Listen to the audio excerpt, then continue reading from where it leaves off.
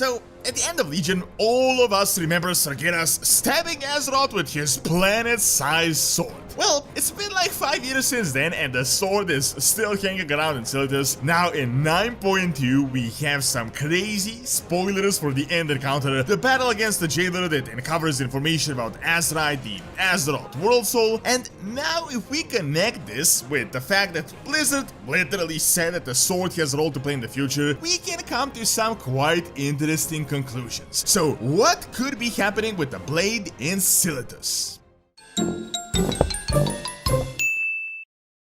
In a previous video, I briefly mentioned this idea, but now I just really want to dive into this because with some of the new info, this may be more than just a simply outlandish speculation. Let's just look at the facts that we have. By the lore, Sargeras is a titan that went crazy when he realized what is going on with the Void Lords and how there is just so much chaos in the universe. He ran into an old god-infested planet, took his sword, split the planet in two, and killed the void creatures as well as the world soul. This then naturally turned him against the Pantheon, and he decided to create his own to recreate the entire universe in just absolute fire. He found Argus, utilized the World Soul to power up the Burning Legion so that they can be reborn again and again and again, and ultimately Sargeras was mostly successful as he did wipe out a large chunk of the universe. However, Azeroth was always his main goal, and it is something he was just fixated upon and was the reason why the Burning Legion is constantly attacking us until the past few years. Well, by the old lore, we were led to believe that Azeroth is a powerful Titan World Soul that could be turned into a very powerful weapon, and he wanted to undo it before anyone got to it first and utilized it for themselves. We know for a fact that both the Titans and the Void Lords attempted to arouse it from slumber at least once. Well, Sargeras failed multiple times, and now when we got rid of the Argus engine, in a last-ditch attempt, he pulled out his sword and just stabbed Azeroth, pretty much nearly reaching the actual core of the planet. Until recently, we thought this was just him being a brat. It was like, if I can't get it, no one can get it either, and we thought we managed to save Azeroth from the sword. But with this new info, could this even be the case? What if he didn't even intend to actually kill Azeroth, but only to help a new chain of events to start? So let's be done with the background, let's get to the actual info, both the Shadowlands stuff and the most recent data mine information. Obviously, big spoilers going forward, you have been warned. As you probably already know, there was some type of a collaboration between the Legion and the Jailer. Whether it was one-sided, we don't know, but the combined effort formed the Lich King, and apparently it was the Natrius' Dreadlords that ultimately led Sargeras to even go insane, as they boasted how easy it was to corrupt the beings of order. Well, fast forward now to 9.2, and we know that Zolval will be the final boss of the expansion, and there is a crazy encounter that happens. We are going into Zereth Mortis, which is apparently the workshop of the First Ones, and we are going into the Forge, known as the Sepulchre of the First Ones, which seems to be the key to everything. Now, I've covered this in a different video if you want more details, but essentially, it doesn't seem like Zereth Mortis is the only behind the scenes, whatever behind the scenes even means in this context. An Oracle NPC revealed to us that there is like a Zereth for every cosmological force. For example, there is Zereth Lumen for the light. Well, inside the Sepulchre in Zereth Mortis, which is for the Shadowlands as Mortis means death, there is obviously Azerite. And not just Azerite, but Azerite beams, Azerite streams, and big ones as well. In the final battle, there is a gigantic waterfall of Azerite going on behind the Jailer himself. This isn't just a speculation, literally models called Azerite were data mined. To top it all off, we know a bit about the actual boss battle, and it turns out the Jailer goes to some sort of a phase where he literally starts chucking cosmological energy at Azerite, more than likely awakening it, and there appears to be some sort of avatar, and we, the champions, need to defend the World Soul. It isn't completely clear, but it is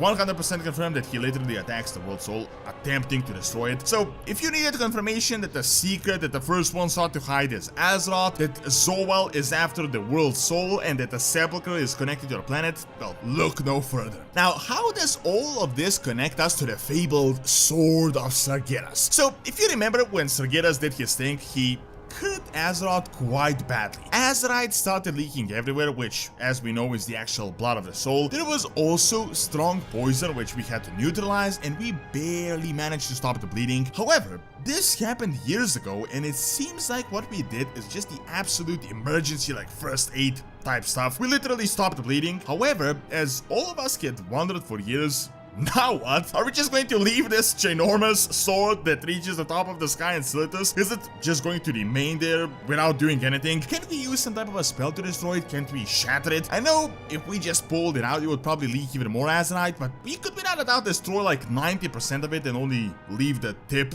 in the ground. Well, let's not break our head with basic speculations. Let's look at what Blizzard actually said some time ago when they asked them about this. Will the sword disappear from Silitus? They said that the sword has a part to play in something to come. When asked, will Azeroth ever be born? They simply said, wait and see. Yeah, without a doubt, very vague answers, but honestly, with this new info, this seems quite promising at this point. It is obvious that they didn't just forget about the sword and that it is going to play a part in a future storyline, and Azeroth most likely will be born in some sort of a way. Now, when you combine this with the actual Shadowlands finale, the Avatar, the Jailer chucking bolts of cosmological power at the soul, I think puzzle pieces are starting to fall into place. Now, this brings us to ask, is the Jailer actually in league with Sargeras? What if the stabbing wasn't just a desperate attempt to do some damage, but it was a way to help his ally? Keep in mind what I said thus far with multiple Zerets for every force, Azerite powering the Shadowlands. A lot of things are indicating that our World Soul is keeping the first one mechanism in place, and if the engine itself was destroyed, pretty much the entire universe would be undone, which is exactly what the Jailer told us explicitly that he's after. Well,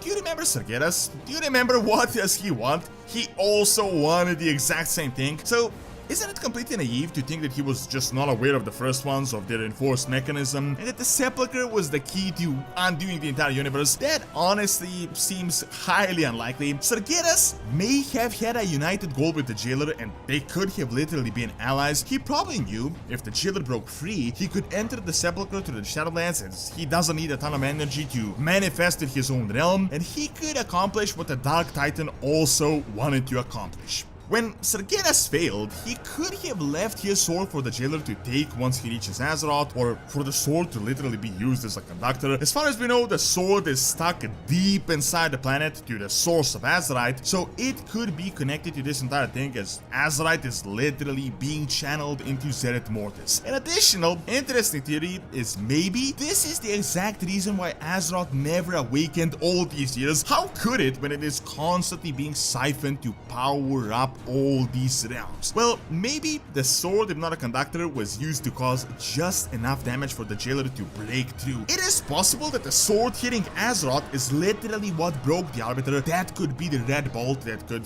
allow the Jailer to ultimately escape. At the moment, all of this is a bit outlandish, and we'll have to wait and see for the cinematics to come out and for the PTR stuff to be data mined further, but this may just be one of the craziest and most interesting speculations thus far.